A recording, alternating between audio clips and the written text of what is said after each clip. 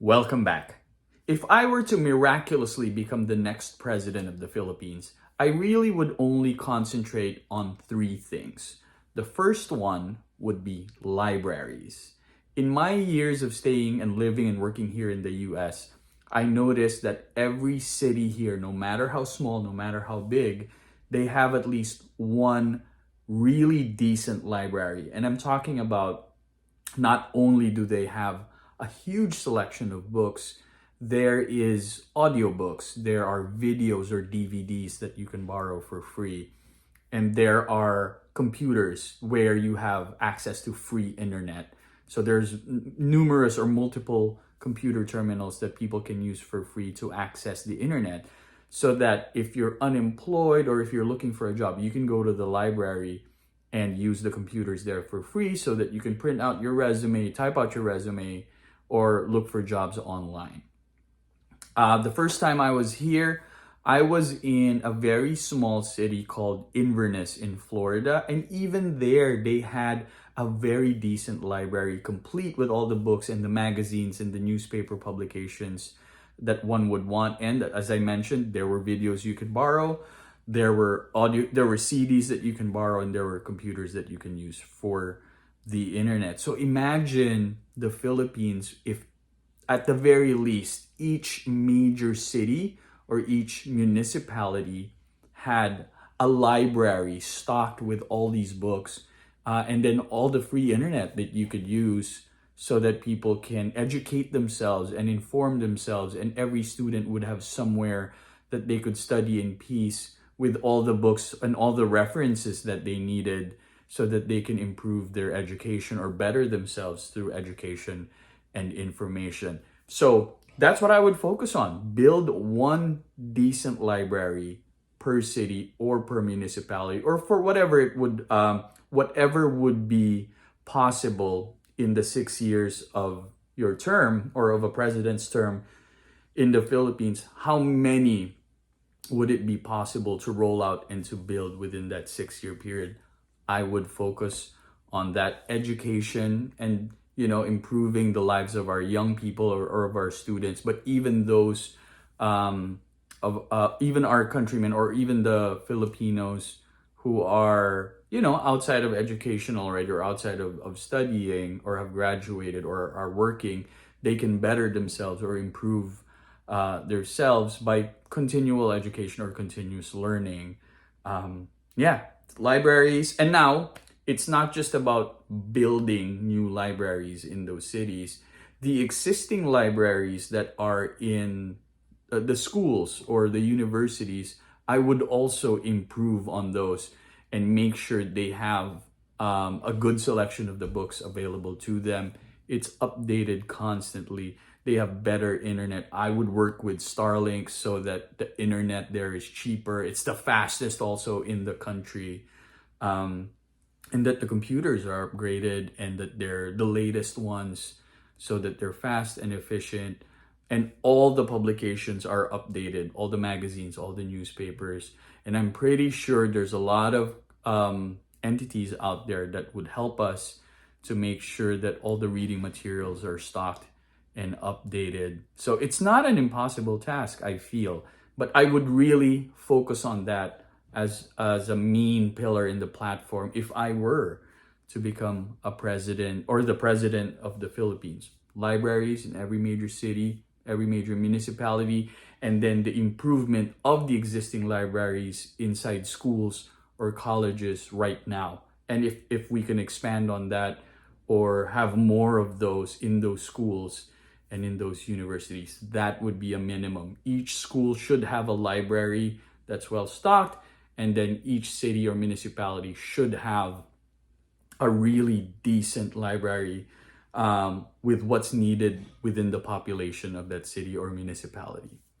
The next one, or the second thing that I would focus on as president of the Philippines, would be the post office system, or the postal office infrastructure in the Philippines. Again, in the years that I've lived and worked here in the US, the post office simply works. It's affordable, and you can bring your letters or your cards or your packages or your documents to the post office, and you will be sure it will be there in the time that they said it would be. And again, in every city, big or small, here in the US, there is a working, functioning, effective, cost efficient post office that makes sure your packages and your letters arrive on time or they're delivered on time. I would make sure that this would exist in the Philippines and that it works and functions the same way that it does here in America. And like I said, this is not going to happen overnight. Like what I said for the libraries, I would use the four years or the 5 years within that 6-year term to make sure that this is rolled out, and then by the end of my term, this is 100% functioning. The reason why this is important, because e-commerce really is not an internet business. The E there in e-commerce is not as important as the logistics part of it. E-commerce is a logistics business. You have to make sure package A reaches package B in the time that the package reaches location A to location B in the time that you said it would. That's the groundwork for e-commerce. So I would make sure that we have that in place in the Philippines so that e-commerce would really survive and thrive in the country, opening the way for anybody to become an entrepreneur or a business person selling things online and making sure it's shipped from location A to location B anywhere in the country, and maybe even internationally, so that we could send anything from the Philippines both to Asia and any part of the world. So yes, I would focus on the postal or the post office system and make sure that that is working the same way that it does in developed countries, so that anybody who wants to send something, they'll know for a very cost efficient amount it will be delivered and sent on time to wherever you need. That will really open up lines of businesses and e-commerce to really explode in the country. I know it's kind of thriving in Manila right now with all these services coming up, but then that's just door to door within the city. What about the other cities? What about the other states? What about the other provinces and municipalities who don't necessarily enjoy this? And you can expedite this with a good working post office system or a postal system infrastructure. And I feel like this will trickle down to everything. Agriculture will be able to expand as well, or thrive, if you had that system in place. So everything will flow if you just have a good and working post office or postal system in every part of the Philippines. Now, the third one would be tourism. And how exactly would you focus on tourism and scale that in the Philippines? I would make sure that all the airports, or at least all the major points, Luzon, Visayas, and Mindanao, would have a world-class international airport, so that anybody from any corner of the world will be able to go to Luzon, Visayas, or Mindanao, internationally, or international flights would be available to land on those parts of the country. So I'll make sure there's like 3 world-class airports, Luzon, Visayas, and Mindanao. I would revamp the NAIA and then have one in Visayas and have one also in Mindanao.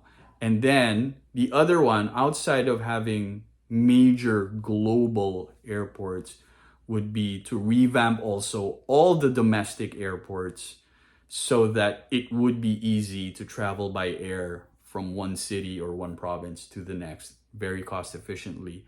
And it would be easy also for foreigners to travel within the country because of these world-class domestic airports as well. I would focus on doing that. Also, aside from airports, I would also focus on the seaports, so that we can use our water highways. Remember, we are an archipelago and bodies of water or streams of water are between all of our islands, I would make sure that all these ports are world class and that we can travel by sea from one island to the next very efficiently, and more importantly, very cost efficiently.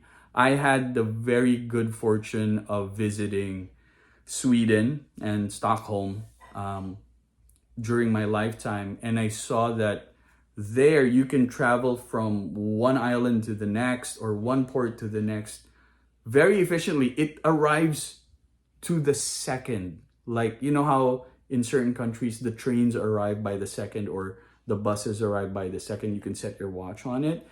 They have the same system, but for boats.